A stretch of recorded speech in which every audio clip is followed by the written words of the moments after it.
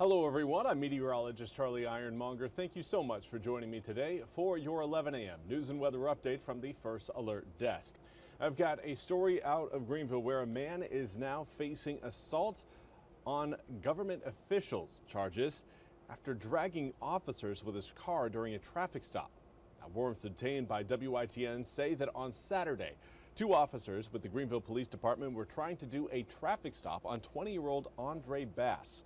Warrants say that Bass was told to stop and get out of the car, which is when he sped off, going 45 miles an hour in a 35-mile-an-hour zone. Now, the officers were leaning inside the driver's and passenger side of the car during the stop and were dragged when Bass drove away, according to warrants.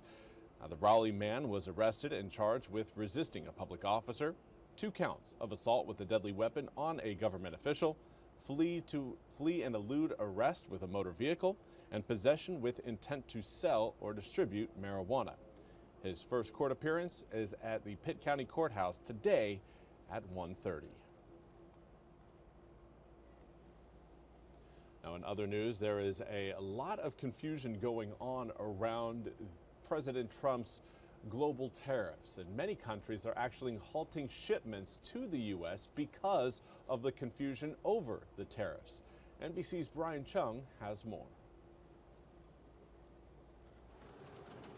This morning, global mail carriers suspending deliveries to the U.S. amid confusion over new import duties. I won't be able to send you anything.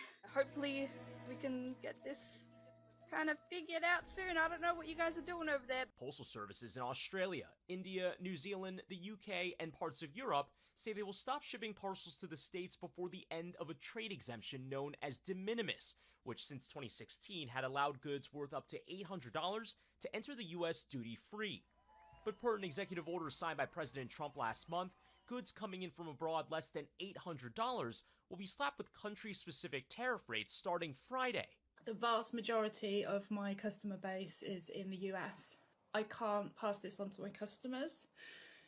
So as of last night, I've had to close my store completely, leaving small businesses and consumers concerned about shipping backlogs. And with the couriers, we just don't know what's going to be happening. DHL, one of the world's largest courier companies, will stop accepting parcels destined for the U.S. starting today, citing unresolved key questions about the process. That just adds more uncertainty into an already very confusing picture around tariffs and how they're going to impact us here in the United States. The change could cost consumers a staggering $13 billion overall. The costs break down $80 per item for countries with a tariff rate of less than 16%, $160 per item for countries with rates between 16 and 25%, and $200 per item for countries with rates above 25%. Those small dollar costs amounting to big picture concerns for the economy, as Federal Reserve Chair Jerome Powell signaled late last week that rate cuts could be on the horizon. The shifting balance of risks may warrant adjusting our policy stance.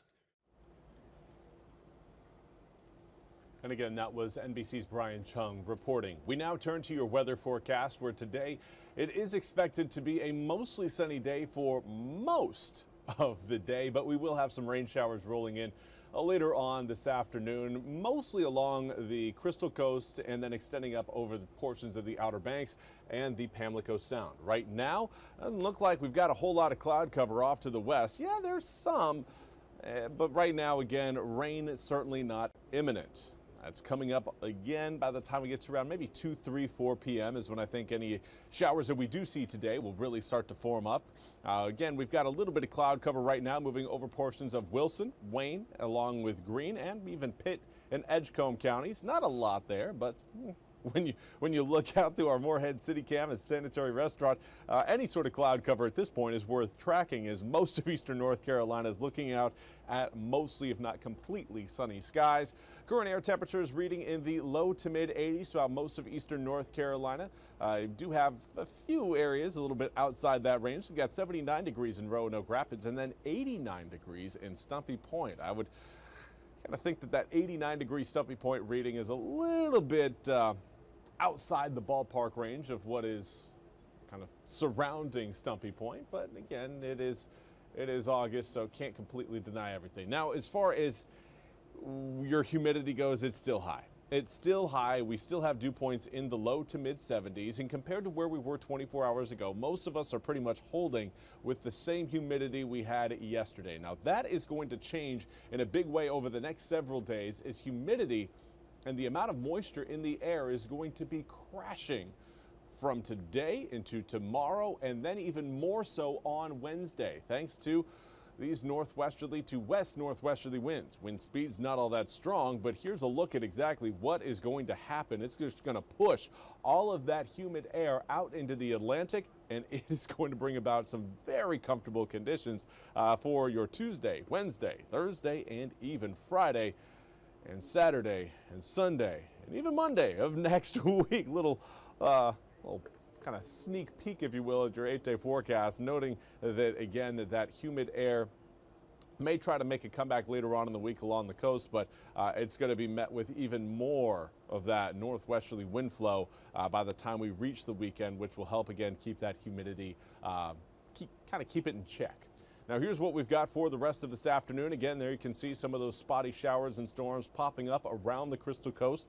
Not going to be widespread, but I do think everyone along the Crystal Coast has a pretty good chance of picking up some rain showers. Those of you watching a little bit further inland, probably not going to be getting much today. May see a few drops come down early tomorrow morning. Some clouds rolling by as those rain showers work their way off the coast. We will have a little bit more sunshine in the afternoon. They could again spark maybe a few isolated showers, maybe a stray storm, but by Wednesday things are really starting to again get sunny and mild. With that drier air rolling in, it will be more difficult for us to again see much rain coming up for your Thursday, Friday, and Saturday. Again, the lower those overnight lows get, the drier the air is, and if your air is just too dry, you're not going to be able to squeeze any raindrops out of it. So that's what we're kind of looking at again there for your Thursday, Friday, and Saturday. Can't call it completely dry, but certainly looking and trending dry for the end of this week and heading into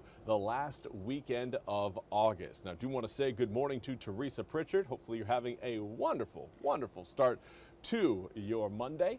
But that's all we have time for today's 11 a.m. news and weather update from the First Alert Desk. Now, we'll be back with more news and weather at the top of the hour. Until then, I hope you all have a wonderful day.